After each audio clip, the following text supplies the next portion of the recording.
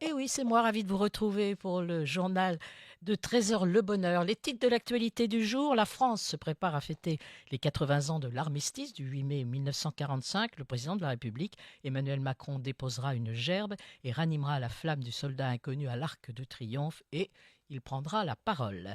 À quelques jours de l'ouverture du 78e Festival de Cannes, du 13 au 24 mai 2025, découvrirons l'affiche, un hommage à Claude Lelouch au film Un homme et une femme avec Anouk Emné et Jean-Louis Trintignant, la présidente du jury et l'actrice Juliette Binoche.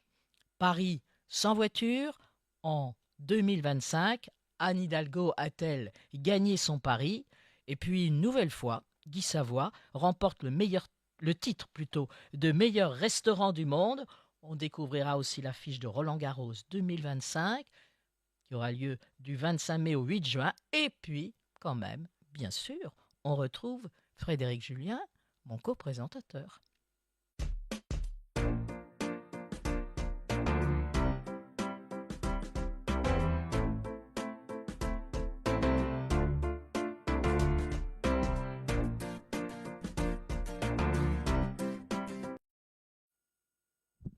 Bonjour à tous, très heureux de vous retrouver. Mais quelle présentation, mais quel bonheur de retrouver Marie-Laure. Et bien voilà, bienvenue sur Radio Armada dans le journal de 13 heures Le Bonheur avec plein de surprises. Si je vous dis, c'est une journaliste, une présentatrice du journal de la RTF, devenue TF1 bien sûr, son premier journal télévisé, édition de la nuit, le journal de 13 heures avec Yves Mourouzi, un duo mythique. Mon invité Marie-Laure Ougry, je suis très content de vous recevoir Marie-Laure. Moi, je suis ravie d'être là, Frédéric. Merci beaucoup. Comment ça va? Tout va Ouais, bien? tout va bien. Tout va Oui, bien. oui, oui, oui. Puis beaucoup de voyages quand même. Oh, pas grand voyage, non, non, non, mais en effet, je rentre de Marseille, voilà. Voilà, le soleil, la pétanque. Ah oui, oui. C'est Bon, pas... mais c'était sérieux Mais aussi, c'était hein. sérieux. Voilà, c'était les assises du journalisme de la Méditerranée, Voilà. tout le sud, rassemblant les journalistes de tout le pourtour de la Méditerranée. On va 3 jours. en discuter justement. Alors, vous êtes né dans l'Indre-et-Loire, plus exactement à Tours. Oui. Quel magnifique souvenir avez-vous justement? Vos parents étaient restaurateurs et traiteurs à la fois. C'était le traiteur du Rabelais. Traiteur de Rabelais. Alors, mes grands-parents étaient restaurateurs. Mon papa était restaurateur, mais jusqu'à l'âge de 2 ans pour moi, donc j'ai pas de souvenirs. Mais par contre, mon enfance, c'est la cuisine de mon père où je vivais, où je pouvais goûter les sauces, éplucher les champignons et tenir la caisse au magasin. Ah oui, Et c'était en effet le traiteur de Rabelais, en hommage à Rabelais et bien à la sûr. bonne chère. Et en fait, ces odeurs aussi entre l'école et les saveurs de la cuisine, vous avez c'était palpitant en fait d'avoir toutes ces odeurs en fait. Oui, et ce qui était bien, c'est vrai qu'on a rarement l'habitude quand on est enfant d'être plongé dans l'univers professionnel des parents, Mm. tandis que moi, c'était mon quotidien, je C'était, veux dire. c'était votre C'était quotidien. mon Et oui. quotidien. Et en effet, voilà, je veux dire, tout ce qui touche à la cuisine, à la bonne chère, voilà, c'est quelque chose Vous aimez et la gastronomie. voilà, auquel moi je suis resté très très sensible et j'ai vu voilà mon père travailler avec telle passion, une conscience professionnelle incroyable et des journées à rallonge. Mais voilà, c'est plein de beaux souvenirs. C'est un bon souvenir. Il paraît que vous étiez sage, discrète, affectueuse, espiègle, avec beaucoup d'humour. Ça, ouais, en classe relativement ou quand on faisait des bêtises, c'était un peu en loose day. Mais oui, plutôt sage, oui. Oui. Et l'humour, oui, c'est important. Bah oui, alors on va revenir à une chose, la cuisine, la restauration, c'est un métier d'artiste et de créateur, c'est aussi un travail d'équipe. Vos parents vous ont justement transmis ces valeurs de travail, la conscience professionnelle, la rigueur, il reste un exemple pour vous. Ah oui, oui, bien sûr, de rigueur, de ténacité, de passion et du travail de- consciencieux. Consciencieux. Bien fait, du Oui. travail bien fait. Et c'est marrant parce que dans les temps forts en cuisine, euh, Ça fait penser des fois un peu à la régie en télévision, je veux dire, où chaque geste compte à la minute près pour que les choses soient pile comme il faut. C'est vrai, exactement. Il y a, on va dire, un chef d'orchestre. Voilà. Il y a un chef Ouais. d'orchestre. Vous avez même songé à fréquenter une école hôtelière vers l'âge de Et à 14 ans. enseigner, hein. Hein? Eh Oui, oui, oui, parce que je me suis posé la question à un moment et j'ai regretté par exemple que mes parents n'aient pas continué le restaurant parce que j'aime beaucoup l'ambiance de la salle de restaurant. oui. C'est Ça m'aurait convivial, bien c'est plu, ça familial à la m'aurait bien fois, plu. Oui, puis on reçoit les gens et tout, de tout on monde. a du contact, donc oui, ça m'a un petit peu, voilà, c'était ça et la coiffure Et aussi. la coiffure. Ah oui, la Ah ouais, coiffure. ouais, Ah ouais, oui. ouais. J'adorais Eh, coiffer les gens et tout. d'accord. Ah, ça, alors ça, je ne savais pas. La coiffure, un bon coup de ciseaux. C'était en fait, et en fait, du coup, vous avez renoncé, vous avez plutôt renoncé et vous avez préféré faire autre chose. Vous êtes rentré en IUT d'information à Tours, en fait. Comment est venue cette envie de communication? C'était par curiosité? Alors, je veux dire, même à 16 ans, 17 ans, je me disais pas, je vais être journaliste. Non. Non. Non, non, non. Bon, enfin, je m'intéressais à l'actualité. J'écoutais beaucoup la radio. On n'avait pas la télévision à la maison. J'écoutais beaucoup la radio, y compris les arrivées du Tour de France. Oui. Non, par contre, je savais que j'aurais besoin de faire un métier de contact, être en lien avec les gens. Donc, le journaliste, c'est quand même le contact par excellence. Donc, c'était la communication ou le journalisme. Et puis, le hasard fait que le premier UT qui est créé se trouve de la communication et du journalisme se trouve créé à Tours. Voilà. Et donc, je me suis dit que c'était un signe. C'était un signe, en tout cas, c'était un beau parcours. On s'y attend pas, en fait. Des fois, on s'y attend pas du tout. C'est ce que vous me Non, disiez. parce que c'était pas du tout On se mon co- Et univers, oui, quoi. bon, on se connaît, Marie-Laure, même moi, vous voyez, enfin, on en parlait tout à l'heure, ou même hors antenne, des fois, on s'y attend pas du tout, et on se retrouve maintenant à présenter une émission. C'est ça qui est beau, la Ben vie est oui, belle, mais c'est ça qui est extraordinaire, extraordinaire pleine en tout de cas. surprises. Et vous avez fréquenté la Sorbonne pour une licence de l'éducation pour garder votre statut d'étudiante. Vous voyez, Oui, j'étais oui, oui. chercher. Au final, ces études vous ont conduit en fait à être reporter sur des problèmes de l'éducation et de la jeunesse. Quel que soit le parcours, les études sont toujours utiles pour vous en fait, et amener à une fonction de problème d'éducation de la jeunesse. Oui, alors en effet, quand on m'a confié la fonction de reporter, ce qui n'était pas le cas au début, l'éducation jeunesse, on était dans l'après 68, Oui, donc ça prenait une importance particulière. Et comme moi j'étais un peu un bébé de 68, j'avais été très impliqué dans le mouvement de jeunes, donc du coup, voilà, on m'a confié l'éducation jeunesse, et puis très vite, voilà. Sont arrivés la campagne électorale de 1974, etc., ce qui a été un ça a été tremplin un tremplin. formidable. Bah, et en plus, vous êtes de l'époque où les femmes ne pouvaient pas voter aussi. Ah, Non, vous êtes les nouvelles femmes nouvelle, justement oui, qui oui, pouvaient oui, oui, voter, oui, oui. qui pouvaient avoir un carnet de chèques, qui pouvaient parce qu'il y a ça aussi. Ouais, ouais, Ça a juste 50 ans, un petit peu plus, ouais, mais ouais. pas Et plus. puis couvrir une campagne électorale, c'est un moment très fort. Ah oui, je me doute et je suis d'accord. La fonction serait-elle différente aujourd'hui? Comment vous la percevez de nos jours en fait? La fonction Euh, de reporter en de fait. reporter. Ah, moi, Ouais, j'ai une admiration extraordinaire alors, pour les reporters, mais surtout pour tous les grands reporters et correspondants de guerre, les envoyés spéciaux qui sont sur les terrains terribles. ils risquent leur vie. Ils risquent leur vie plus aujourd'hui qu'il y a 50, 40 ans, 40, 45 50, ans, ouais. 45 ans. Oui, oui, oui, parce que euh, c'est des risques, ce sont des risques permanents, quoi. Permanent. Oui. Oui. Et on en, Et puis, c'est tellement indispensable d'être là et de témoigner. On voit hein, ce qui se passe à Gaza, où aucun journaliste extérieur ne peut rentrer. Bah, c'est une part d'ombre de l'actualité. Hmm. Donc, non, chapeau. Et alors, il y a beaucoup de femmes et oui. j'ai beaucoup d'amis et de copines qui sont. En fait, les femmes ont émergé beaucoup au moment de la guerre du Golfe. C'est la Où guerre on, du Golfe qui a oui, fait, où on a qui a vu déclenché. qui a déclenché qu'on a vu qu'on envoyait des femmes sur le terrain.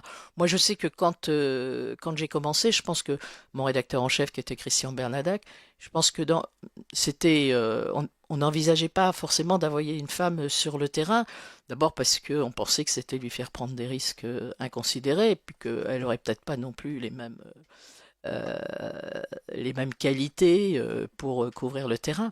Et vraiment, la rupture, ça a été la guerre du Golfe. C'est là où on a commencé à voir des Marine Jacquemin, Oui, voilà, arriver sur le terrain de guerre. sur le terrain de guerre. Après vos études, Marie-Laure, vous êtes rentrée en 72 à l'ORTF, la première chaîne au service politique intérieur. Vous êtes confrontée à l'immigration du travail. Ce sujet est-il un sujet intéressant pour vous, justement? Et qu'est-ce que ça vous a apporté avec ce gouvernement différent, puisque le président était Georges Pompidou, puis Valéry Giscard d'Estaing? La liberté de la presse est-elle toujours en cause? Euh, Alors, moi, je suis arrivée au moment où les choses commençaient, où les fenêtres, on en trouvait les fenêtres. Hein, il y avait plus le conducteur qu'on soumettait au ministre de l'Intérieur. Les fenêtres commençaient à s'entrouvrir et elles se sont ouvertes de plus en De plus. plus en plus. Voilà. Et bon, je veux dire, la liberté, elle existe complètement. Enfin, Elle a toujours existé pour vous? pour moi, à titre Oui, personnel, oui, j'ai pas été confrontée. Alors, moi, j'ai commencé vraiment à faire du terrain et du reportage, oui, en 1974. Bon, 74. les étapes, ça a été, en effet, 74 Giscard, ça a permis d'ouvrir un peu les fenêtres, 80 encore plus. Et donc, et puis, voilà, après, les rédactions, elles ont tenu alors ça ne veut pas dire que tout est rose, que tout est Non, très bien et que tout est formidable. Mais je veux dire, aujourd'hui, on a plus à craindre la pression économique que la pression politique. oui. C'est plus l'économie Bien sûr, qui est très impactée. bien sûr. Hmm.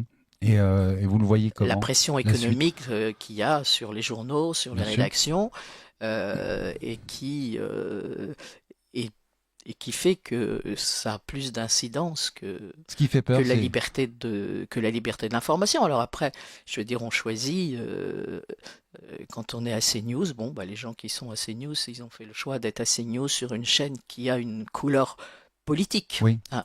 ou BFM, ou c'est encore autre chose, mais est-ce que la politique... comment vous voyez l'avenir, en fait, par rapport à ça? Oh, moi, je suis plutôt optimiste. Hein. Optimiste? Oui, Oui. De oui, oui. toute façon, il Non, le non. faut. Non, non, puis je crois au journalisme, il est utile, il est indispensable. Et même si c'est beaucoup plus compliqué d'être journaliste aujourd'hui que quand j'ai Oui, commencé moi. c'était beaucoup Ah, plus simple. c'était plus simple, hein. On n'était pas confronté aux fake news, on n'avait pas les réseaux C'est ça. sociaux, Il n'y avait on pas tout avait des ça. sources d'informations qui étaient somme toute crédibles, Oui, puisque c'était les agences de presse. bien sûr. Donc c'était beaucoup plus facile. Oui. Moins hard. Aujourd'hui c'est sacrément compliqué, mais c'est 10 fois plus utile. Oui, c'est utile à la fois, mais hard quand même, parce que ça peut être Ah ben c'est violent. ah oui, et puis on est confronté en permanence, en effet,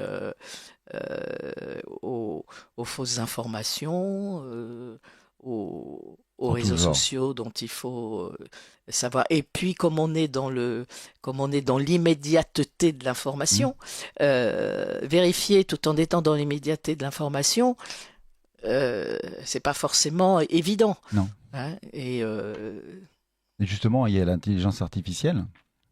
Oui, je ne sais pas si l'intelligence artificielle pourra tout Tout vérifier, vérifier. tout Non. vérifier. Non, Ça- je pense que il y aura des petites erreurs, on va ouais, dire. ouais, Il y a des ouais, petites ouais. erreurs. Bon, mais les erreurs, elles peuvent exister, hein, ça peut être Oui, nul et infaillible. Après, il faut les reconnaître oui, et c'est mieux. et expliquer pourquoi Tout à on fait. s'est trompé. Exactement. J'aime beaucoup cette philosophie.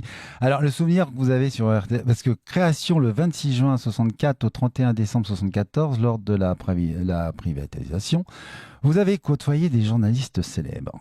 Georges Decaune, Pierre de Gaume, Pierre Sabat, Claude Darget, Maurice Sévéno, Joseph Pasteur, Pierre Tchernia, Léon Zitrone, François Delagrange, Jean-Pierre Alcabache, Raymond Marcillac. Une autre parenthèse, parce que j'aimais beaucoup cette femme, c'est Denise Glaser. En 60... Donc, toutes ces personnes, ça vous a marqué? Alors, en fait, il n'y en a pas tellement que dans celle-là que moi j'ai connu et croisé. Celui que j'ai vraiment croisé, que je croisais quotidiennement, c'était Zitrone, C'était c'était Léon. Zitrone, ouais. C'était Léon.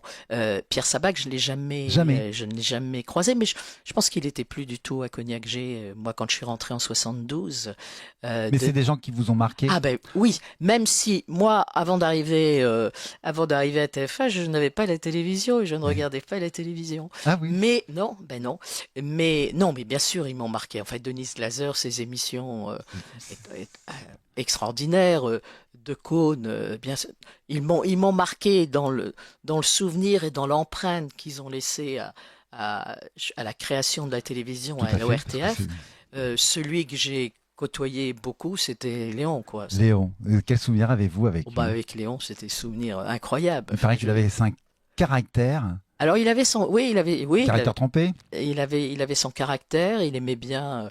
Enfin, les histoires sur Léon, il y en a des tonnes, quoi. Mais voilà, il paraît-il, de temps en temps, quand il prenait le taxi, il pouvait lui arriver de descendre et de dire, vous avez l'honneur de transporter Léon Zitrone, donc je ne vous paie pas. Ah oui, comme ça. Voilà, donc ça c'était certains côtés de Léon. À côté de ça, il pouvait être adorable et tout. Ouais. Je sais qu'avec moi, il a toujours été très très sympa. Et je me souviens que le premier jour, avant j'étais au desk, assistante de rédaction, et le premier jour où j'ai fait un sujet à l'antenne, j'avais un mot sur mon bureau le lendemain avec son commentaire. Ce qui quand même, Oui, honorable. de sa part, était très sympa. Ah bah oui, Et il était parti beaucoup en retournage avec mon mari qui était GRI, enfin donc journaliste reporter d'images aussi. aussi. Et voilà, Léon, c'était On se rappelle tous des commentaires de la de royauté l'arme. Ouais, et mais puis aussi un du bosseur, hein. Quintet. Du Oui, Quintet, le c'était. quintet, oui, oui, non, C'est puis avec justement Léon Zitrone, il y avait Interville aussi. oui, mais oui. C'était Alors, une équipe. alors aujourd'hui, quand un journaliste fait autre chose que du journalisme pur, on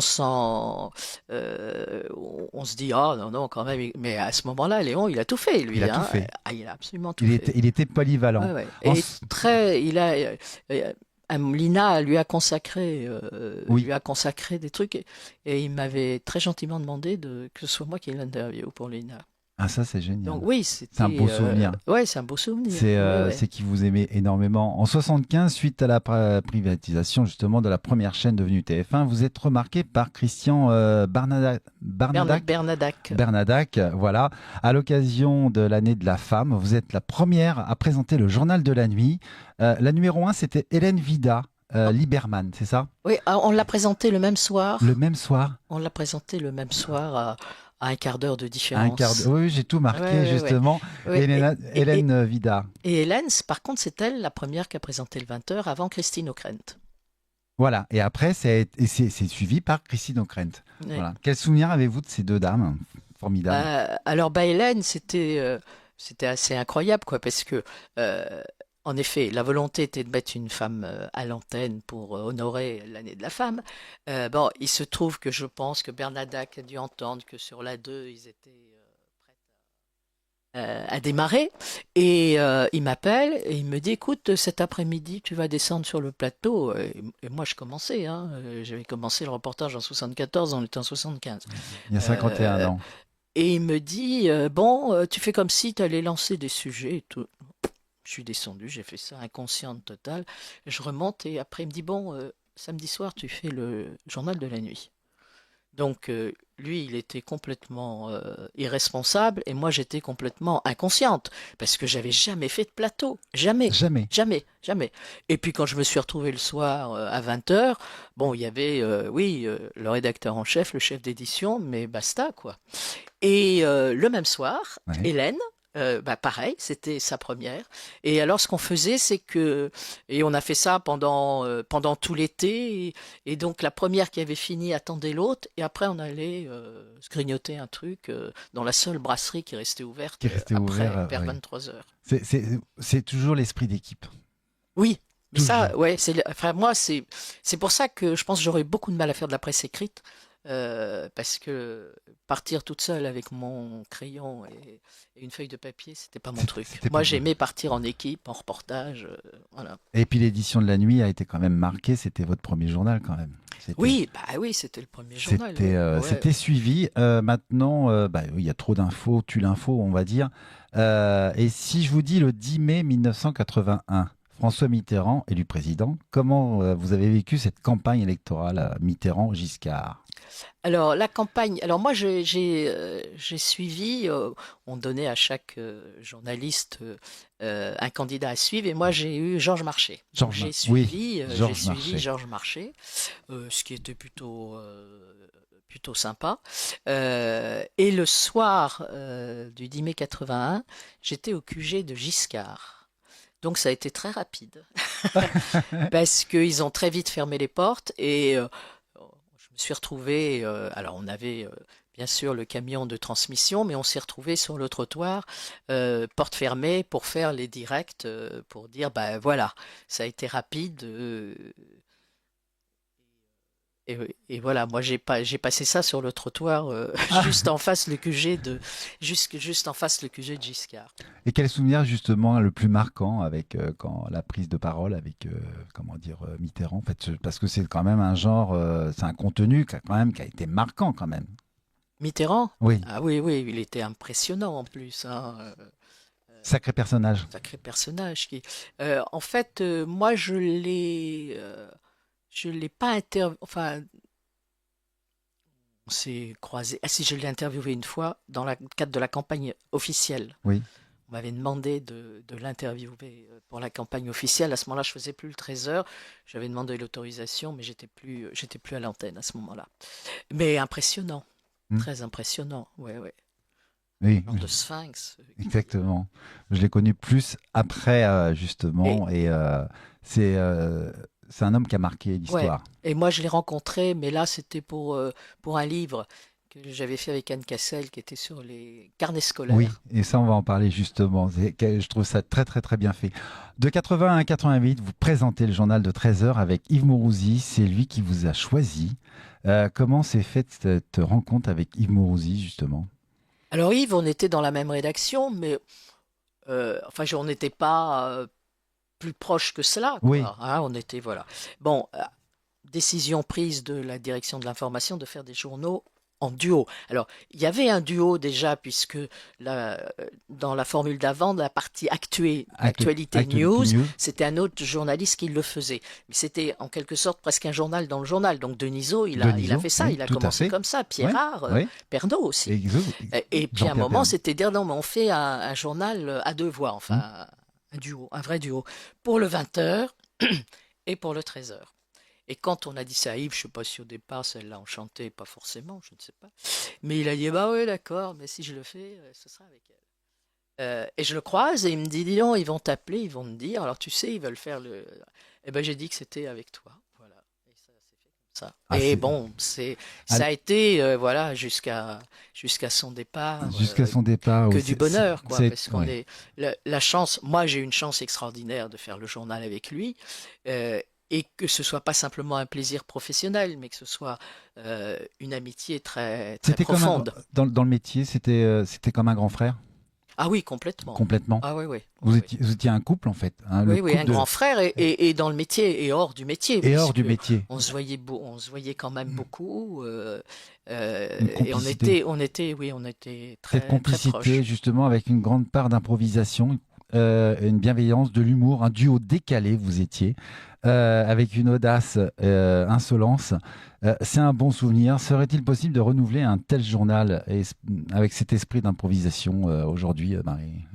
Avec Yves, je Ouais. pense. Mais il faut être amourosi, quoi. Il faut être amoureux aussi, Oui, il c'est faut être vrai. amourosi. Non, parce que alors Yves, en même temps, savait jusqu'où on pouvait aller pour pas pour rester dans les normes, on va dire journalistiques, Oui. mais c'est qu'on pouvait parler sérieusement sans se prendre au sérieux.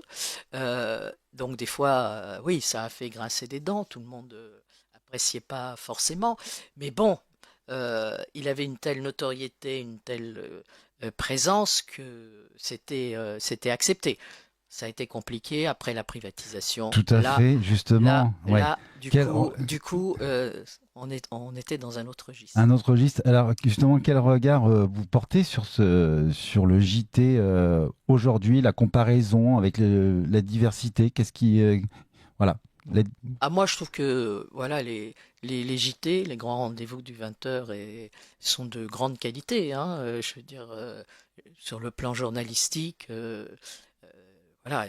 D'ailleurs, si les 20h font toujours autant d'audience, alors qu'on pensait, Oui, y compris moi, que c'était la mort du 20h à partir du moment avec les réseaux sociaux, oui, avec le numérique et tout.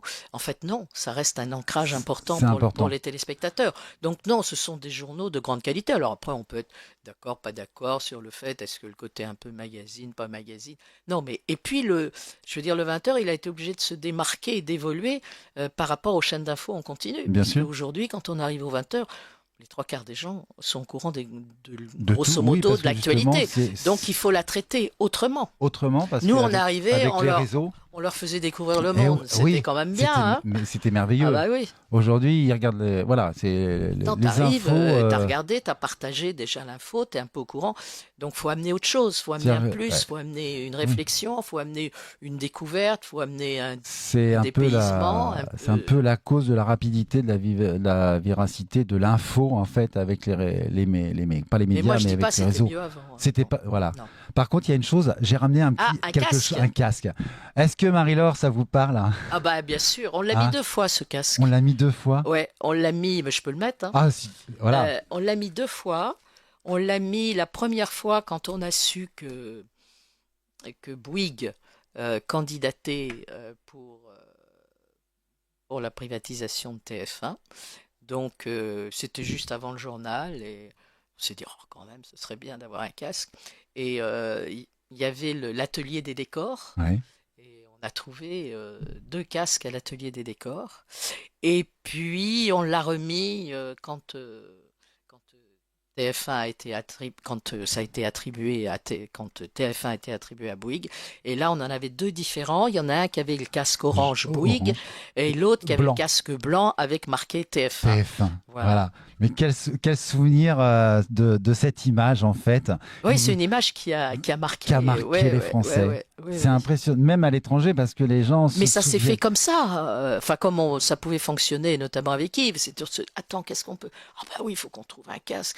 Ça semblait tellement irréaliste que le groupe Bouygues, un énorme groupe du bâtiment, Oui, hérite de la c'est télévision, ça. que oui. Ouais. Et alors, il y a une chose, c'est que Yves vous apportait toujours des petits cadeaux, des petites surprises. Vous savez, il arrivait avec son blouson, avec des lunettes.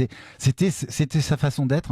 Oui, d'abord, alors, Il aimait épater, étonner, ou c'était non, c'était c'était plus l'instant. c'était pas pour épater, non, c'était le petit joke, le petit truc. Ouais. C'était son voilà. journal avec vous et Et, il partageait avec les Français pour faire rire et faire passer l'info avec beaucoup d'humour. Voilà. Alors, ça, c'est des choses qu'on faisait plutôt en fin de journal. Mais oui, moi, des fois, il y a des images qui ressortent. Je me dis, putain, on avait fait ça, c'est pas Ouais, possible. il y a des choses qu'on pourrait peut-être même plus faire. Sur TF1, le journal se partage entre Gilles Boulot, Anne-Claire Coudray, Marie-Sophie Lacaro. Sur France 2, Anne-Sophie Lapique, Laurent Delahousse, Julien Bugier. Vous avez peut-être une préférence de l'actualité qui est très chargée, justement, à la date d'aujourd'hui? Vous avez une préférence de tous ces journalistes qui présentent le journal? Alors, moi, Ou est-ce que vous les aimez tous ou est-ce moi, que... je regarde, je zappe beaucoup quand Voilà. je regarde les 20h pour voir l'ouverture, le deuxième sujet, les titres, etc. Voilà, pour observer les trucs. Et sinon, voilà, moi je connais très bien Gilles parce que il était tout jeune journaliste Oui. quand j'étais à la rédaction. Je trouve que c'est un excellent présentateur. C'est vrai que quand il a été nommé, j'ai été étonnée qu'on nomme Gilles Ah parce oui? que bah oui, envoyé spécial, parti. Non, il a été parfait. Anne-Claire, elle aussi, elle a fait du grand Tout à reportage. fait. Ils ont Et été donc, tous sur le terrain. ils ont été sur le terrain et tout. Et puis, Marie-Sophie Lacaro, je la connais bien puisqu'elle a commencé à la 3. Tout à fait. Et même quand elle était à Toulouse, à France 3 Toulouse. Et puis, je connais moins bien Anne-Sophie, on s'est croisés, mais on n'a jamais eu l'occasion Mm. de travailler ensemble. Mais voilà, elle fait très bien Laurent Delahousse. euh, et Laurent, moi oui, oui, je l'aime bien. Il a de Laurent, je connais. l'humour, il a le sourire, Oui, il il a le est. sourire, il a de l'humour. Tout le monde va vous dire il est beau gosse, mais non, non, j'aime. Et puis, alors, je veux dire, lui, je pense que s'il se contentait de faire le journal, il serait pas très heureux. Son plaisir, en effet, c'est d'aller au-delà. Donc, avec ses La preuve, le 20h30, 20h, avec ses voilà. 13h15, Et etc. le week-end, c'est Voilà. un plaisir de le regarder, justement. Lui, pour lui, c'était, je pense que c'est Indispensable une des d'avoir. conditions qu'il a dû mettre pour continuer, c'est Mm. de sortir de la rigidité. Parce qu'il y a une rigidité quand Bien même sûr, dans un 20h, hein, oui, de la rigidité du 20h. bien sûr. Parce que l'actualité est très chargée. Les guerres, les attentats, les agressions. On regarde un feuilleton catastrophe en ce moment. Vous avez peut-être connu moins de violence, qui était plus protégé des tourmentes de l'époque. Oui, je pense, oui, il y avait, oui, moins de. Il y en avait beaucoup moins. Ouais, Ou est-ce que parce je qu'il y a pense. beaucoup plus de réseaux, donc Mais alors, ça part dans tous les il y sens, en c'est avait que. moins, mais c'est aussi, je veux dire, la couverture de l'actualité aujourd'hui, rien ne vous échappe, Hmm. hein, parce que tout le monde est au courant, tout le monde va signaler ceci, cela. Il y a une résonance médiatique puisqu'on a une multiplication. On est le seul pays en Europe à avoir autant de chaînes d'infos, Bien etc. sûr. Donc il y a une résonance médiatique qui donne une amplitude et qui, pour certains téléspectateurs, crée de De l'angoisse, quoi, l'angoisse, de c'est de l'angoisse. l'angoisse, Et oui. certains d'ailleurs désertent un Hmm. peu et Mais le disent, quoi, que c'est trop. Et je pense qu'il faut qu'on soit assez vigilant. Ça ne veut pas dire qu'il faut pas parler non, non. de tout ce qui est des difficultés, etc. Mais je pense qu'il faut éviter d'être trop Oui. anxiogène. Et puis pas trop Alors, regarder des infos tout le temps, tout le temps, tout le temps, parce que sinon on ne vit plus. oui, Et non, mais c'est ce c'est que sûr. les D'ailleurs, Français. les chaînes d'infos, elles sont pas faites pour en continu, elles sont pas faites pour qu'on soit 24 heures sur Tout, 24 devant, tout à parce que fait. maintenant vous devenez barge. Bah, c'est ce qui s'est passé pendant le Euh, confinement, parce que les gens regardaient à longueur de journée, en fait, BFM ou CNews ou quoi, et en fait, c'était anxiogène. C'était ouais. anxiogène. Mais je veux dire, nous, à notre époque, en effet, c'était beaucoup moins anxiogène, mais en même temps, je veux dire, on était très limité, quand même relativement limité Oui. sur la couverture de l'info. Hmm. Et, euh, et même par rapport à des conflits internationaux, euh, la couverture était moins importante. Moins importante. Alors, il y a une chose, c'est que la semaine dernière, j'ai interviewé Paul Elkarat. Il répondait à une question sur l'éducation nationale. Y a-t-il un changement? Que pensez-vous justement de. On va écouter justement sa réponse. Et je sais que vous êtes auprès des jeunes aussi, des journalistes ou même des jeunes étudiants. Écoutons Paul Elkarat quand je lui ai posé la question. Paul, entre ce que vous avez vécu et est-ce qu'il y aurait des changements à faire dans l'éducation nationale pour les cours? Oui, je pense que quand il est question de politique nationale, voire internationale, tout est problématique, ou presque, et donc il faut revoir beaucoup de choses. En l'occurrence, dans le sujet de l'éducation nationale, je pense qu'il n'y a pas assez de professeurs qui sont aussi formés à la différence ou au handicap. Il n'y a pas assez d'aide scolaire, d'APSEM ou d'AVS. Et forcément, quand on est aux prises avec un enfant porteur d'autisme, je prends l'exemple de l'autisme, vu que c'est le sujet qui me préoccupe, on se retrouve avec des professeurs débordés qui n'ont pas d'autre choix que de virer l'enfant de la classe ou de lui signifier une fin de non-recevoir. Et ça, c'est un coup dur pour les parents.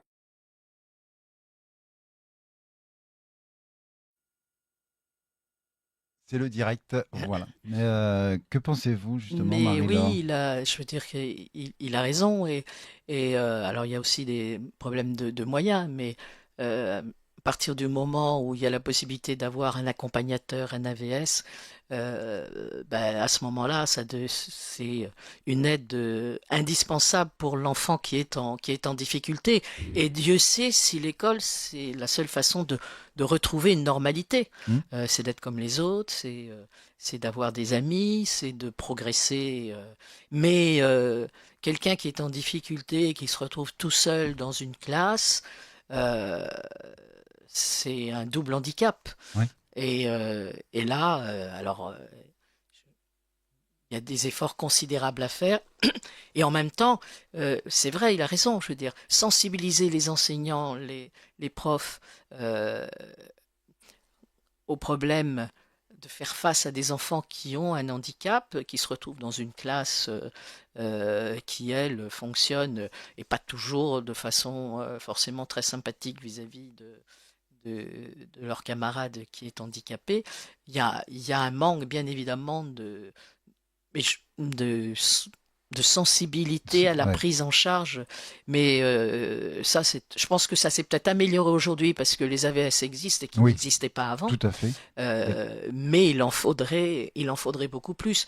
Parce que les parents disent, hein, à partir du moment où l'enfant peut retrouver un cursus scolaire à peu près normal, Normal. c'est une transformation formidable de l'enfant. Est-ce que vous trouvez qu'on déplace, en fait, en France, on déplace le problème, mais on ne résout pas le problème? Non, on le résout pas forcément, Pas non. forcément, pas Non, non, toujours. non. Et est-ce que pensez-vous quand Chirac a a suspendu l'armée? Le service militaire, Voilà, ouais. Ça c'est très. Il y a on en reparle actuellement tout à du fait. service militaire. Il y a des avis qui sont très très divergents là-dessus parce que on dit qu'aujourd'hui l'armée ne pourrait plus prendre en charge Un service? le service militaire, et puis parce que l'armée a beaucoup changé, qu'elle est devenue beaucoup plus professionnelle. Alors, une nana parlait du service militaire, hein, on n'était pas confronté à ça, mais ceux qui disent ah parce que oui, ça permettait de détecter des jeunes qui pouvaient être en difficulté euh, et de voir comment on peut les aider. Voilà, et ça pouvait créer aussi un peu le vivre ensemble. Le vivre ensemble, c'est Maintenant, important. peut-être que des fois c'était compliqué, j'en sais rien. Moi, Je me j'ai souviens de j'ai l'armée. pas refait l'armée, mais J'ai un très bon souvenir de l'armée. Allez, du 14 janvier 89 au 29 juin 1991, sur TF1, 11h30, vous animez Allô Marie-Laure, le hebdo au service des téléspectateurs. Vous répondez à leurs problèmes, d'un souci administratif au projet qui a du mal à démarrer. Vous mettez en œuvre pour trouver une solution. Vous êtes entouré d'une équipe dont Jean-Pierre Berthet, c'est ça? non. C'était pas Jean-Pierre Berthet? Non, non, non, non, non, il y avait Michel Fulla, il y Il y avait avait... Michel ouais. Et quel souvenir avez-vous justement de cette Allô Marie-Laure? Parce que ça, c'était important en fait d'être près des auditeurs. Oui, bah, c'est une émission que j'ai beaucoup aimé faire. Alors, le côté administratif, on l'a tout de suite laissé de côté, parce que alors ça, on Oui. n'avait pas les compétences et j'en avais pas envie du tout. Mais par contre, vous avez un projet, on va vous aider à le faire naître, À concrétiser. à le concrétiser. Ça ne veut pas dire que grâce à nous, tout va aller très bien, mais voilà, les opérations coup de pouce, et on était une petite équipe de 5 journalistes. Oh là là. Oui. Pardon, une équipe de 5 journalistes.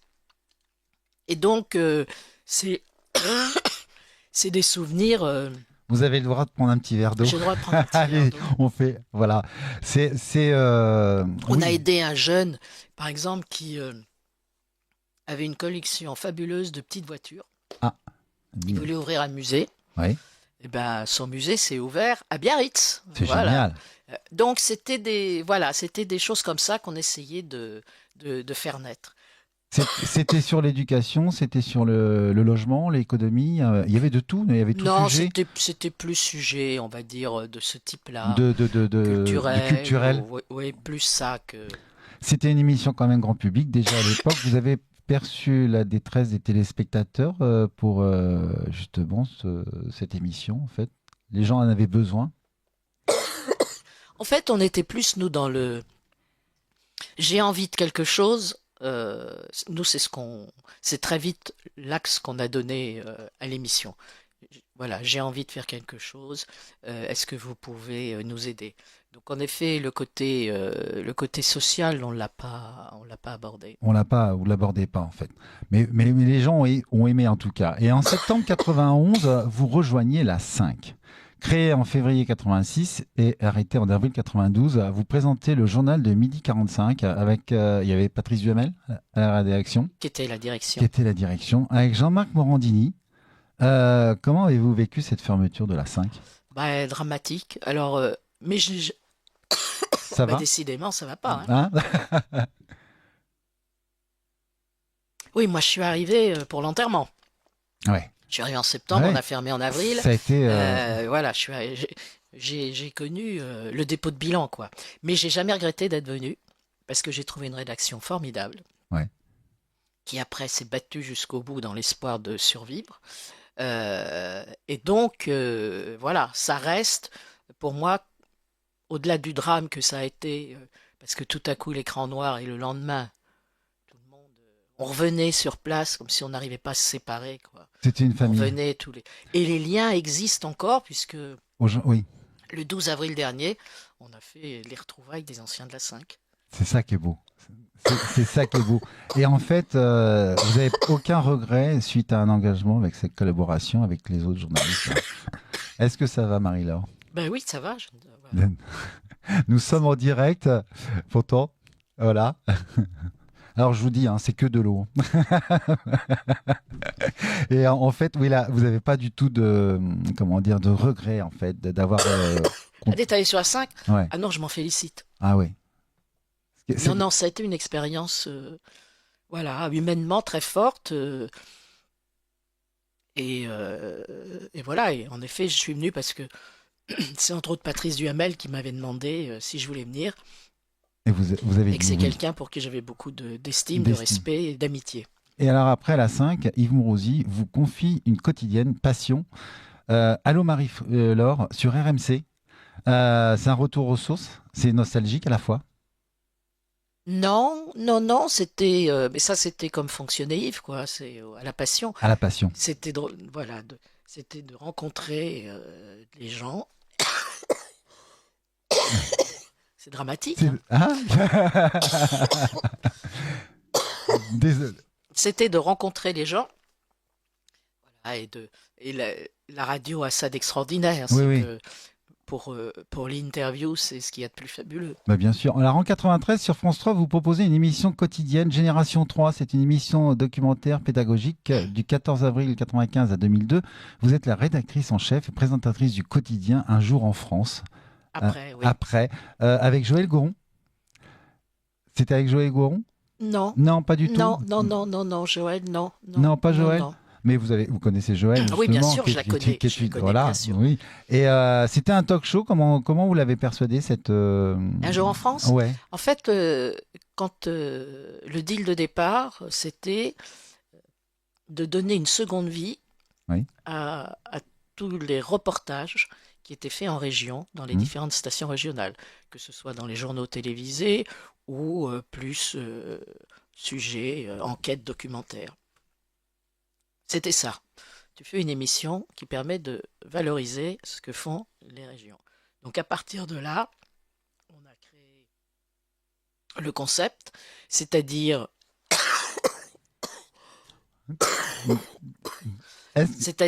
voilà, un invité phare, et on déclinait autour de l'invité ses attaches, alors les attaches de région, oui, bien sûr. ses passions, etc. Et on trouvait, moi j'avais un échange avec eux important, et on trouvait les sujets qui pouvaient entrer en correspondance avec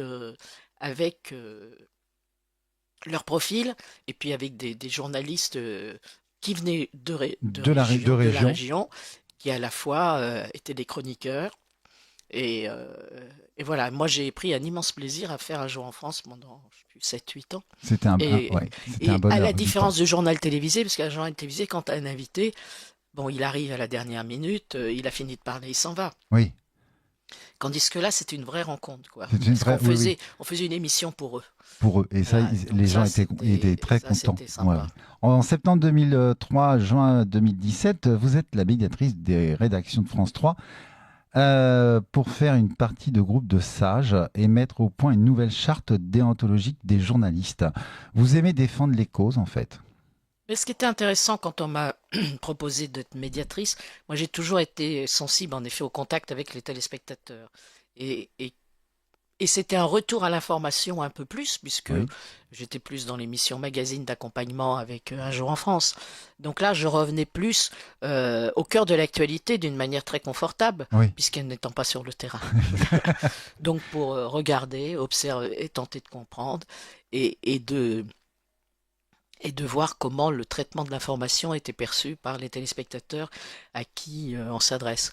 Donc ça, c'était une démarche, moi, qui m'intéressait, à condition bien sûr que ça se concrétise l'antenne par une émission bien sûr. qui s'appelait Votre télé et vous, où on rassemblait des téléspectateurs et des C'était journalistes. c'était diffusé sur France Info, après. C'était diffusé sur la 3. Sur la 3, Alors tout à fait. maintenant, elle existe toujours cette Tout à émission, fait. parce que la médiation continue, C'est bien. mais elle a la chance d'être diffusée sur 3 antennes différentes.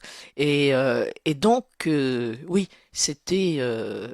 pour moi, c'était quelque chose d'important, et en même temps que cette réflexion, ces retours qu'on avait, de les partager aussi avec les journalistes de la rédaction, de manière à ce qu'on... C'est important de savoir comment on Bien est sûr. reçu, perçu, et puis de réfléchir au traitement de l'information, à son évolution.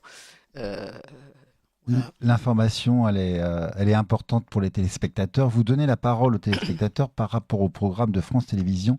C'est une conquête personnelle aussi ou une tolérance? De quoi? Justement, bah, par rapport à ce que vous avez créé, en fait, par exemple, votre télé. Pour moi, je veux dire, créer, renforcer le dialogue, c'était quelque chose C'était primordial. d'indispensable. C'était primordial. Ouais. C'était primordial. Et que ce dialogue, en même temps, soit euh, permette de faire évoluer les choses du côté du téléspectateur, Bien sûr. qui peut être amené à comprendre, en effet, dans quelles conditions se fabrique l'information, les contraintes qu'on peut avoir, et du côté des journalistes, de savoir, en effet, comment ce qu'on peut faire, ce qu'on peut dire est perçu et quelles sont les attentes. Que les attentes. Est-ce que vous retrouvez les programmes de télé d'aujourd'hui? Vous les trouvez, vous vous retrouvez dans ces programmes d'aujourd'hui? Bah, il y en a tellement. Il y en Alors a moi, tellement. moi, je suis une téléspectatrice très particulière. Je regarde pratiquement pas les séries. Pas de série. Non, pratiquement pas. Pratiquement jamais les films. Je préfère aller en salle. Donc moi, ce que je regarde en télé avant tout, ce qui tourne autour de l'info, bien sûr, Oui, et ça. beaucoup les documentaires. Et les documentaires, Ouais, ce que j'ai je suis pensé. une Oui. accro aux Je documentaires. me doute. Et puis des émissions, oui, des émissions, Culturel. oui, ou de distraction ou autre, hein. Mais c'est vrai que les séries, j'ai du mal.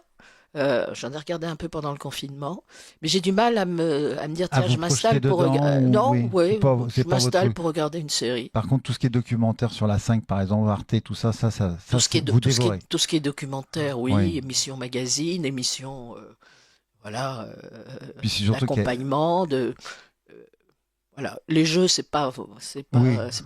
c'est moins mon truc, mais voilà, quand je serai encore plus vieille, je pense que c'est à ce moment-là que je me mettrai à regarder. Vous êtes toujours aussi jeune, en tout cas. Vous aimez transmettre, vous avez une curiosité nourrissante sur les sujets divers et variés.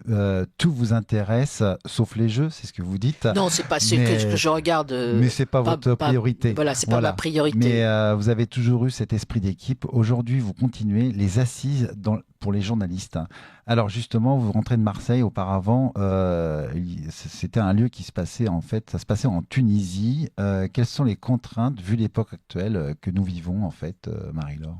Alors, moi, je suis vice-présidente de l'association Journalistes et Citoyenneté qui a créé les assises. Les premières, c'était il y a longtemps, c'était il y a 19 Il y a ans.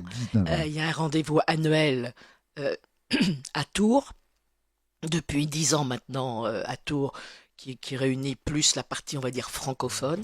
Et puis, il y a 8 ans, à un moment, on s'est dit que ce serait important de créer le même rendez-vous pour tout le pourtour de la Méditerranée et l'Afrique subsaharienne. Et donc, il y a eu 2 rendez-vous à Tunis qui ont été des rendez-vous euh, très, très forts, très intéressants, parce que voilà, on a réussi à faire venir une trentaine de journalistes, que ce soit des Libyens, des Irakiens, des Marocains, des Algériens, qui ont rarement l'occasion de se voir et d'échanger ensemble. Et puis, on devait faire Tunis au mois de, il y a de ça à peu près 8 mois. La la situation en Tunisie aujourd'hui ne permettait pas de tenir des assises du journalisme sans faire prendre des risques au journalisme présent. Voilà, parce qu'il y a un contrôle de la presse, malheureusement, qui en ce moment rend les choses difficiles. On s'était dit que on avait envisagé commencer à travailler sur une rencontre non plus à Tunis mais à Beyrouth, Oui. ce qui quand même n'avait pas été la meilleure des idées, Mm. puisque ça aurait dû se passer au mois de janvier, et on a été obligé d'y renoncer. Et c'est là on s'est dit que Marseille avait un sens, parce que voilà, c'est les portes de la Bien Méditerranée, sûr, c'est considéré comme c'était la plus logique. capitale de la Bien Méditerranée, sûr. et qu'on avait plus de chances quand même d'aller jusqu'au bout, Oui. et de pas être confronté aux aléas d'une actualité internationale dramatique. Donc voilà, c'était la semaine dernière. Oui, tout à fait. On s'est eu justement au téléphone. Mais les risques, en fait, c'est surtout, est-ce que en- ça pourrait être justement très grave ou ça pourrait arriver quelque chose, comment dire, à l'étranger est-ce que ça pourrait se refaire à l'étranger ou c'est D'y vraiment retourner, y oh, retourner? oui, il faut pas Faut pas désespérer. Non, désespérer. non, faut pas Non, désespérer. Mais, c'est des contraintes quand même. mais Marseille a été un rendez-vous fort, et tous les confrères qui sont venus justement des pays du Maghreb ou de l'Afrique subsaharienne étaient très contents de se retrouver à Marseille, et peut-être avec un sentiment de plus grande liberté dans ce qu'ils pouvaient dire que dans un de leurs pays. C'est du moins ce qui est apparu, Parce ce que qui est ressorti. Et non, ils étaient, voilà, et c'était 30 pays différents. Il y a eu une quinzaine de rencontres, d'ateliers, y compris ateliers de formation, des oui, c'est ce soirées que j'allais dire, consacrées c'est des débats avec des formations. voilà, et des soirées ouvertes au grand public. D'accord, On a fait une soirée sur Gaza et une soirée autour de la Syrie. d'accord. Ces débats sont bien perçus. Oui, les débats ont été, enfin, il y a eu beaucoup de monde, et là, c'était ouvert au public, et il y avait des Marseillais, des Marseillaises, pas uniquement les gens qui assistaient aux assises. Et, euh, et ça s'est passé Divinement bien. oui, dans le respect, Ça, le c'est calme important. et l'intérêt par rapport aux témoignages à la fois de journalistes qui sont allés sur place, y compris sur la soirée Gaza de journalistes palestiniens qui sont arrivés en France récemment après avoir vécu des situations personnelles dramatiques. On se retrouve dans une situation très compliquée. Alors, il y a j'ai une petite surprise pour vous, rien à voir avec ce qu'on vient de parler, mais j'ai un petit message de quelqu'un que... C'est très court, écoutons. Coucou Marie-Laure, Non, non, je... non, non. Ah, Top. Bon, Marie-Laure, écoute, j'ai reçu ton bonjour, je t'embrasse en retour, et puis voilà, toutes mes amitiés. est-ce que c'est bon? Là. Top, top. Bon, Marie-Laure, écoute, j'ai reçu ton bonjour, je t'embrasse en retour, et puis voilà, toutes mes amitiés. Voilà. Un petit- Ben, Annie était venue faire un jour en France. Exactement, c'est pour ça que je voulais revenir sur ça un jour en Ouais, ouais, France, elle elle m'en a était- parlé hier. Elle était venue faire un jour en France. Bernard aussi. Bernard Giraudot aussi. était venu le faire aussi. Voilà, et elle était contente quand je lui ai dit, ben, je reçois Marie-Laure, donc elle t'embrasse. Oui, oui, et on s'est revu à d'autres occasions. Et moi, c'est quelqu'un que j'aime beaucoup, beaucoup, beaucoup.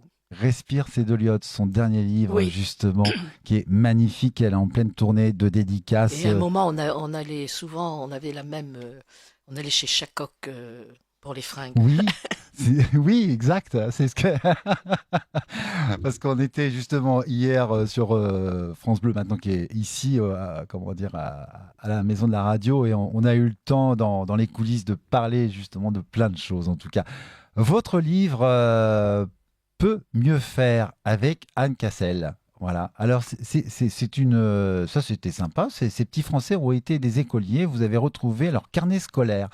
Quel est c'est quoi cette originalité de ce livre?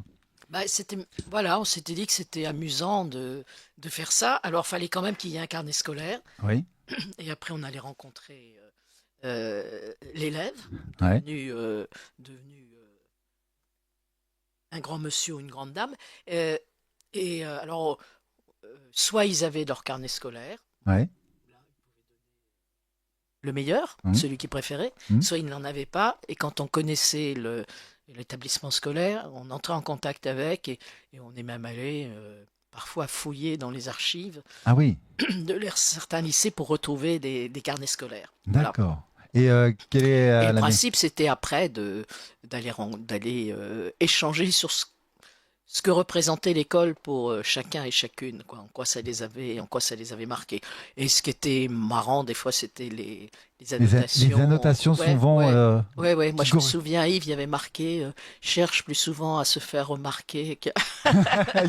les annotations, on a tous connu ça et souvent c'était des fois un peu différent par rapport à la note. Oui.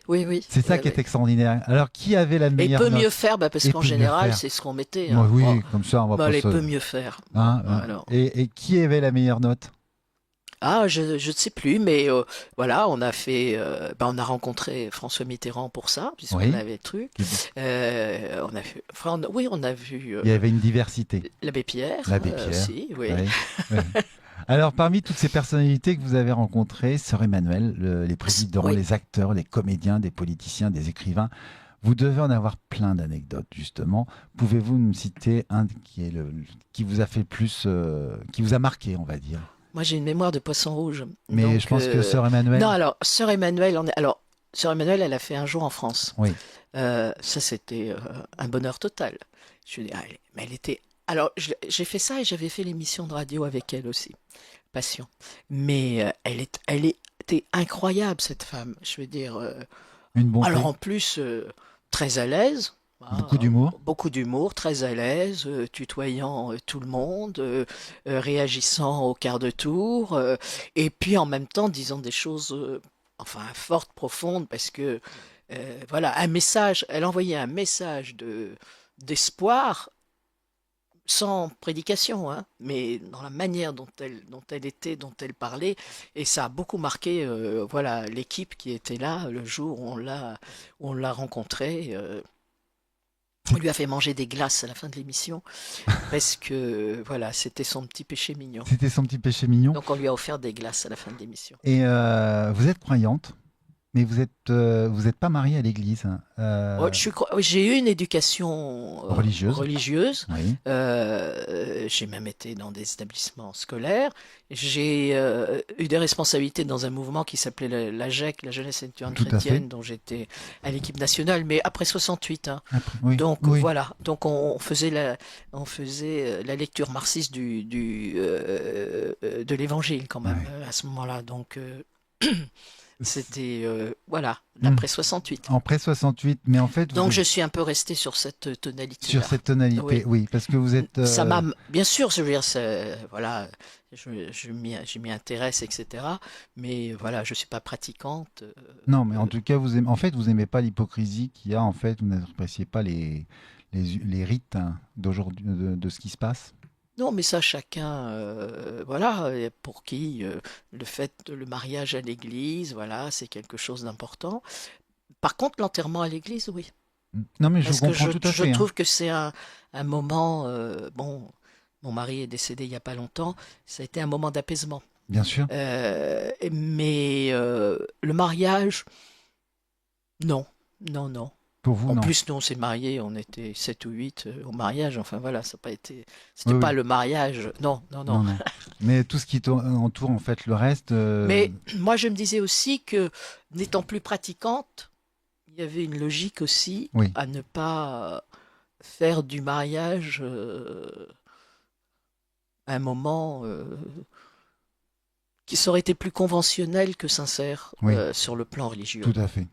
Je comprends tout à fait. Et mon mari n'y tenait pas non plus particulièrement. C'est pour ça que vous avez vécu des années ensemble. C'était un bonheur. Allez, si vous rentrez de Marseille, on ne peut pas oublier la pétanque. Eh non. Et vous êtes une passionnée, vous pratiquez justement, et vous avez même un beau boulodrome inauguré le 7 mars 2012 dans la ville de Marchiennes, dans le Nord, à votre nom.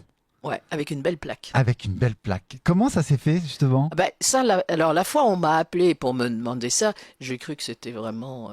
Alors Et je me suis dit, non, mais là, c'est une blague. Et en fait, celui qui me le demandait avait l'habitude de venir au mondial la Marseillaise à pétanque, ce concours, qui est le plus À grand Marseille de concours au pétanque. monde Ouais. de pétanque qu'on a couvert avec France 3 pendant plus de 20 ans, Ouais. et où j'avais le plaisir, moi c'était mon cadeau de Noël en juillet, de faire une semaine d'émission autour de la pétanque. Et en effet, il me dit, mais non, mais si, j'étais là-bas, je joue et tout. Donc après, je me suis dit, bon, c'est ça doit être vrai, voilà. Et puis on s'est vu et on est allé à l'inauguration avec. Ah, alors j'étais très fier d'avoir. Une Et il est plaque. très très beau Mais il oui, est très beau ce eh oui. boulodrome. Allez voir sur Google, vous allez voir, c'est vraiment magnifique et une belle plaque. Je vais vous faire écouter un petit message de quelqu'un que vous connaissez certainement, c'est même sûr. Coucou Marie-Laure, je salue Frédéric Julien qui est à tes côtés et qui m'a sollicité pour ce petit message de sympathie très agréable. J'espère que tu vas bien et que ça roule pour toi comme cet épisode incroyable de notre vie que j'ai plaisir à nous remémorer. Durant 20 ans, nous avons été la doublette de la Marseillaise, le plus grand tournoi de boules de la planète. On a même frisé, tu te souviens, les 15 000 joueurs. Un véritable marathon de 5 jours, retransmis sur France Télévisions pour cette fête immense, sportive et populaire.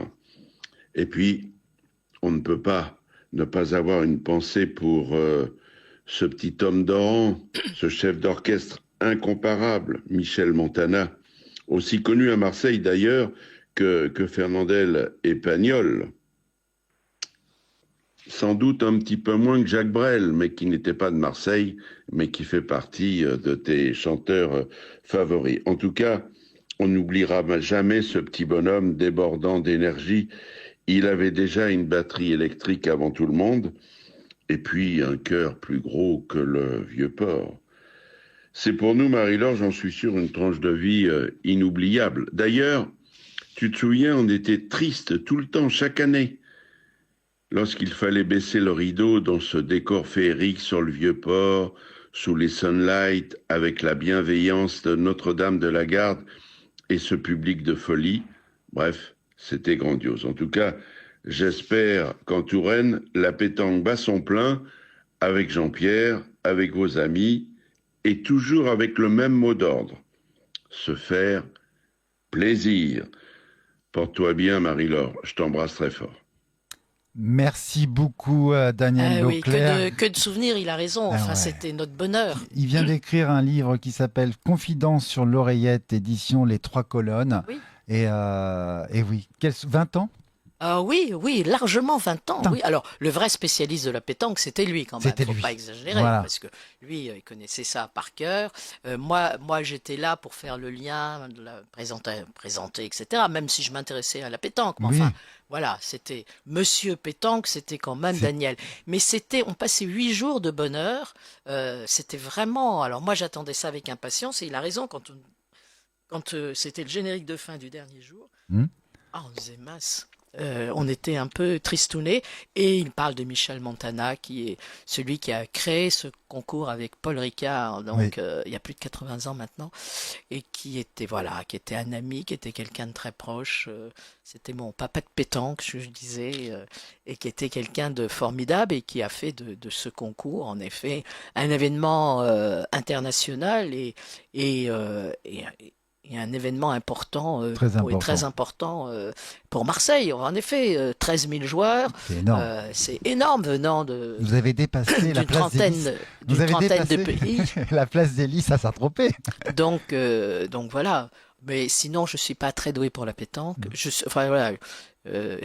Mon inconvénient, c'est que je ne sais pas tirer. Alors justement, ma question était à propos, vous êtes une tireuse ou une pointeuse? Non, je suis une pointeuse. Vous êtes une pointeuse. Voilà, alors j'ai quand même gagné. Alors tous les ans, il y avait le concours VIP. Oui. Alors à côté, le concours sérieux et le concours moins sérieux qu'on faisait assez régulièrement avec Daniel. Bon, lui, il l'a remporté. Et moi, je l'ai remporté 2 fois, je crois. Mais pourquoi? parce que j'étais, comme on dit à Marseille, bien accompagné. Et oui. C'est-à-dire que j'avais des mecs qui savaient tirer. Ouais. Voilà, alors si je pointais à peu près bien, ça allait. Mais voilà, j'ai quand même remporté 2 titres de pétanque. Eh ben félicitations, voilà. félicitations. Alors moi aussi je joue à la pétanque justement, plus sur Saint-Tropez, à la soirée turquoise aussi qu'on évoquera dans les prochaines émissions qui se passe au mois d'août, juste avant ou après le 15 août en tout cas. Et c'est un bonheur. Alors bien sûr, je suis comme vous, je suis un pointeur, je ne suis un tireur. Il faut vraiment, c'est quelque C'est chose compliqué, en fait. C'est ouais. très compliqué. Ouais. Et quand on est une équipe, en fait, il faut vraiment qu'on ait un bon tireur. Ah bah si on n'a pas un bon tireur, on est... ça c'est fini. Hein. C'est zéro pointé. C'est zéro pointé. Ah ouais, hein. ouais. C'est, Non, quand on a un bon tireur, on a toutes les chances d'être sauvé. d'être sauvé. Ah ouais. Quel est votre futur projet, vos prochains défis Non, j'ai pas de Non. défi Oh, si, particulier. Non. continuer De justement, continuer ce que je fais, c'est important. bien sûr. Ouais. Voilà, Ça, c'est d'être important. avec mes petits-enfants et tout. Avec Mais non, oui. mais non, j'ai pas de... Et en fait, moi, j'ai souvent saisi les choses comme elles arrivaient sans les anticiper. Oui. Donc Vous, voilà. Hein. vous faites votre chemin et Moi, je suis très contente d'être là aujourd'hui. mais moi aussi, très bien, je suis bah, très content aussi. Voilà, il y a 2 mois, j'aurais pas prévu de venir là Non, aujourd'hui. c'est vrai. Mais en tout cas, merci beaucoup, Marie-Laure. Marie-Laure, vous connaissez le questionnaire de Proust? Oui. Hein, C'est pas allez. l'exercice auquel je suis la meilleure. Non, mais je sais Voilà. que si je vous dis le principal trait de votre caractère, Ah, peut-être l'écoute. l'écoute. Et oui, l'écoute, oui. La qualité que vous préférez chez un homme et chez une femme? Ah, alors l'humour. L'humour? Ouais. Les deux, de toute façon. Les Ouais. deux, il faut avoir de Ouais. l'humour. Ce que vous appréciez chez vos amis, Leur fidélité. leur fidélité. Votre principal défaut? Oh, mon principal défaut, c'est justement de ne pas savoir lequel est le principal. Ah, j'adore. Ça, c'est énorme. Ça, c'est top. Une occupation préférée? Occupation préférée. J'aime bien faire la cuisine, par exemple, Oui. hein, mais c'est des occupations diverses. Voilà. Le cinéma, alors j'y allais beaucoup plus avant, j'y Moins vais moins maintenant. maintenant. Voilà, parce que j'y allais avec mon mari et que j'ai plus de mal toute seule à encore aller au cinéma. Le théâtre, Le théâtre. oui. Tout ce qui touche au bruit d'activité De toute façon, tout ce qui est la culturelle. culturelle. Et puis les amis, les bonnes bouffes. Oui, parce que les dans la rencontres, gastronomie de la Touraine, on a pas, voilà. il y a les rillettes de Tours, il y a les pruneaux, il y a la lose, Ouais, les rillettes, les gibiers, les rayons. les rayons, Les voilà, rayons, la géline de Touraine. Oui, la géline de alors la Touraine. géline de Touraine, beaucoup de gens cherchent, c'est une poule noire. C'est une poule noire. C'est une poule noire, les racines. Voilà, on a l'impression d'être dans les racines et les ailes. Vous aimez la gourmandise justement et vous êtes aussi une épicurienne. Oui. J'aime bien les bonnes choses. Les bonnes choses pour se faire ouais. plaisir. Allez, votre Les couleur bons vins de Touraine. Oui, aussi, qui sont magnifiques. Votre couleur préférée? Alors, je sais pas trop. Ça dépend, parce que Ça sur dépend soi. du temps. Oui, non, mais ça dépend si c'est la couleur de vêtements qu'on porte. Oui. Et là, je sais pas trop, mais j'ai souvent du noir. Ouais. Mais sinon, la couleur comme ça peut être soit le bleu parce que c'est le ciel et c'est la mer, soit le vert parce que c'est les arbres et la nature. Oui, voilà. Vous vous adaptez. Voilà. Voilà. Votre chanson préférée?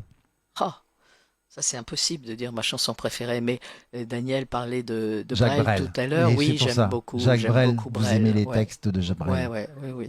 C'est- J'ai eu la chance de le voir sur scène en plus. Il était tellement extraordinaire sur scène. Ouais. J'aurais C'est- bien aimé l'interviewer, lui. Ah bah, ça, j'imagine. Votre livre préféré? J'ai pas vraiment de livre préféré. Alors, en plus, moi, je lis beaucoup d'essais, je lis très peu de romans. Très D'accord. peu. Et j'ai pas le livre que je vais mettre Au en chevet. tête de gondole. Mais par contre, je sais que vous lisez tous les soirs. La lecture, c'est votre somnifère. Oui, je lis. Alors, dans la journée, je lis La presse. les journaux, la presse, Voilà. et le soir, les livres. Voilà. Et je peux me coucher à 2 heures du matin et je vais lire. Et puis, en effet, au bout d'un moment, pouf, voilà, votre on pique du nez, t'éteins la lumière et tu t'endors. Exactement. Votre auteur ou poète préféré? C'est pareil, c'est compliqué. C'est pareil, c'est compliqué. C'est compliqué, voilà. Alors, Ouais, tout ce qui est si c'est d'avant, oui, la peut-être poésie. Victor Hugo, Oui, Oui, Rimbaud, Verlaine, tout ça, mais c'est pas... c'est compliqué. Voilà, c'est compliqué. Enfin, c'est compliqué de dire un Il n'y en a tel, un pas, il y en tel a ou pas un un qui est tel. préféré. Non. Des Ils ont fois, c'est tous dit quelque chose de beau. voilà, à un moment donné, ou enfin, c'est pas Bien le dos. sûr. Ah, celui-là, je vais relire 5 fois le livre. Non. Oui. Votre film préféré? Alors, celui qui se rapproche en même temps, un contexte, à des souvenirs, c'est Cinéma Paradiso. Oui. Et alors, enfin, moi, je l'ai découvert à Cannes, dans la soirée de présentation de Cinéma Paradiso, et dans le cadre de l'émission Allô Marie-Laure, Oui.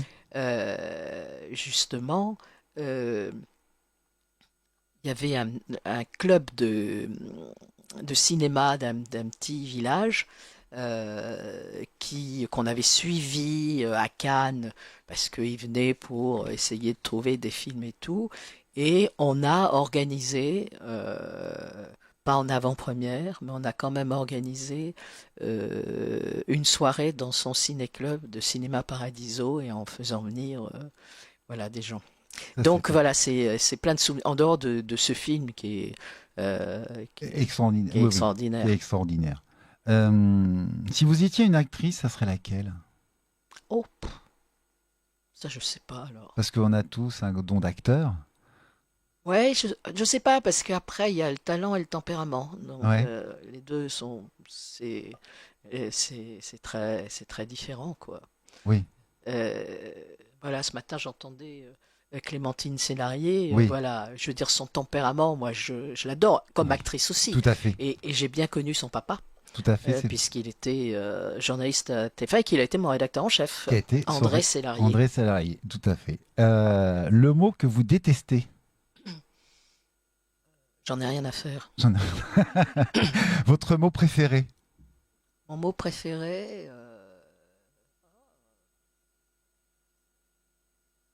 mot préféré, bienvenue. Bienvenue. Oui. Et vous le dites depuis très longtemps, bienvenue. C'est vrai. Le pays ou la région que vous aimez, justement? Alors, je pense que... bon, je vais dire la Touraine parce Oui, que parce ce que sont vous mes êtes- racines Oui. et que c'est une belle région, mais enfin quand même c'est pas la seule. Hein. Non, Quand j'étais la petite, France est belle. Quand j'étais petite, j'étais persuadée que Tours était la plus belle ville qui Ouais. existait de France, etc. J'en ai découvert pas mal depuis. Oui, oui. Hein. Là- Et j'aime beaucoup Marseille, par Et exemple. puis en plus, on a une France qui est très riche Très riche en patrimoine, paysages et tout. en Ouais, tout, ouais, ouais. exactement. Le don de la nature que vous auriez aimé avoir? Ah, j'aurais aimé avoir des dons d'artiste, j'aurais aimé être musicienne, chef d'orchestre, savoir très bien. Et plus dans le domaine de la musique. De la musique? Ouais. Chanteuse? Oh, chanteuse, oui, mais oui, j'aurais aimé être chanteuse, mais j'ai quand même chanté avec Gilbert Bécaud. Avec Gilbert. Ah oui. Bécaud sur la scène du Grand Palais, Oui.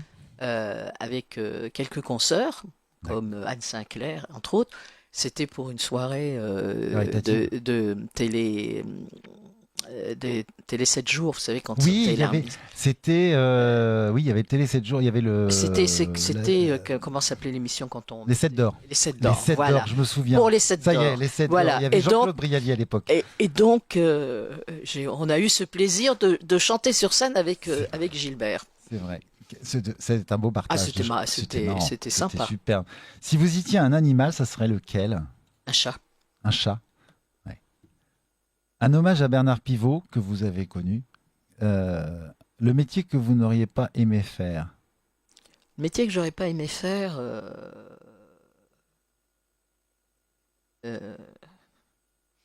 des métiers durs, sanguignolants. Enfin, Ouais. comment je suis en train de chercher après un meurtre. Ah, les croque-morts, les médecins. Oui, les médecins. Ouais, bon. on s'est compris. Oui, ça va oui, nous ça- revenir. Ah, ça, Ouais, c'est spécial. oui, C'est- oui, oui, oui. oui. Ça, c'est. Oui. Comment dire, votre juron favori ou votre gros mot? Bon, alors, ben, en général, moi, je m'injurie très facilement. Ah oui. Ah oui. Quelle conne. Ça, par exemple, je me traite de conne sans arrêt. Tant et si bien que dans le bureau, il y en avait qui avaient marqué des trucs. Ah, quelle conne. Donc voilà, donc je m'injurie facilement, et dans ce cas-là, c'est quelle conne. Et si je suis pas, c'est pareil, mais c'est toujours vis-à-vis de moi. Et alors là, je mets plusieurs jurons les uns derrière les autres. Le son. Mais je le fais pour moi-même, quoi. Ah oui, oui, Je oui. le fais pas devant mes petits-enfants, par exemple. Oui, voilà.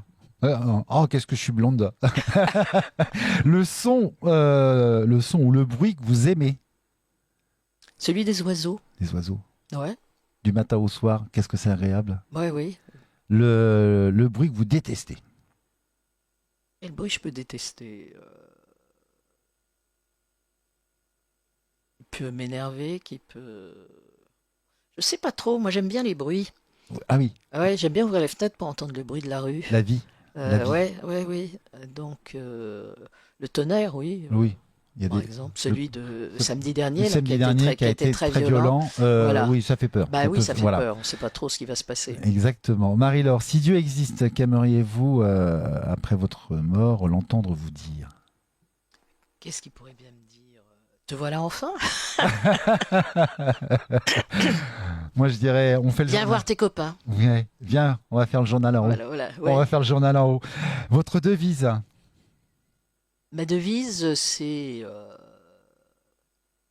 croire en la vie. Et oui, il faut croire en soi, croire en la vie.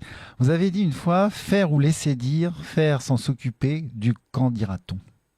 Oui, j'ai peut-être dit... Oui, sans s'occuper du candidaton, oui, ça vaut Vaut mieux mieux. pas. Voilà. Pour vous, c'est quoi le bonheur? Alors, le bonheur, ça s'inscrit dans le quotidien, quoi. C'est pas le truc inatteignable qu'on va. Non, c'est une addition de De plaisir. plaisir de l'instant Voilà, aussi de présent l'instant et de fin de présent, journée. En des choses disant, très simples. oui, Voilà. une Ce simplicité. matin, il fait beau, c'est génial. Le principal. Voilà, on va aller se faire une bonne bouffe avec les. Et puis, ça peut être intellectuellement, éventuellement un peu plus élevé, oui. Exactement. Alors, je sais que vous aimez quand même écrire. Je vous laisse le petit Oh, c'est livret L'Art du Bonheur. Ça, je vais prendre toutes mes notes Voilà, pour les vous assises mettrez du pour les journalisme assises dessus. avec grand plaisir. Merci beaucoup. Et Merci c'était un beaucoup, Marie-Laure plaisir, Aubry. Frédéric. Moi Grand aussi. plaisir. En tout cas, vous avez repris la voix, c'est du bonheur. Oui, bah oui, alors Mais ça qu'est-ce que arrive. c'est que ça? C'est- Bah c'est- oui. Mais oui, Non, ça mais arrive. ça m'arrive de temps en temps, en effet. C'est ça. Voilà. C'est le changement climatique. Ah bah oui, Marseille, Paris, Paris-Marseille. Non, mais même sans Marseille-Paris. Non, Non, c'est non. des choses. Et alors, dans ce cas-là, c'est une espèce de petite c'est- gratouillis de gorge, ce qui est le plus. Heureusement, ça m'est jamais arrivé dans un journal. Mais là, ça m'arrive en plein direct. Qu'est-ce que vous, oui, justement, en direct avec Mourouzi ou bien d'autres, vous avez un souvenir marquant de ça, hein, d'être en direct avec un truc mais hallucinant. Alors, hallucinant comme ça. Non, l'avantage d'être à deux, Oui. c'est que s'il y en avait qui avaient envie de faire pipi, éventuellement, ils pouvaient y aller. Merci beaucoup Marie-Laure Aubry, merci de ce moment de bonheur que nous avons partagé. Je vous laisse le mot de la fin. Comme je dis, il n'y a jamais de fin, c'est toujours un commencement. Je vous laisse dire. Ah, pardon. Voilà, je vous laisse justement le mot de la fin. Comme je dis, il n'y a jamais de fin, c'est toujours un commencement. Il n'y a jamais de fin, c'est toujours un commencement et c'est rien que du bonheur. C'est rien que du bonheur. Merci beaucoup Marie-Laure, merci beaucoup. Merci à Vianney à la réalisation, merci à Rabat, Merci. directeur de la radio Armada. On se retrouve en juin pour le Journal du Bonheur et aussi là au mois de mai, le Festival de Cannes hein, qui arrive bientôt. Donc vous allez me retrouver sur Cannes exactement. Plein de bonheur, prenez soin de vous et surtout partagez le bonheur. Ciao, ciao.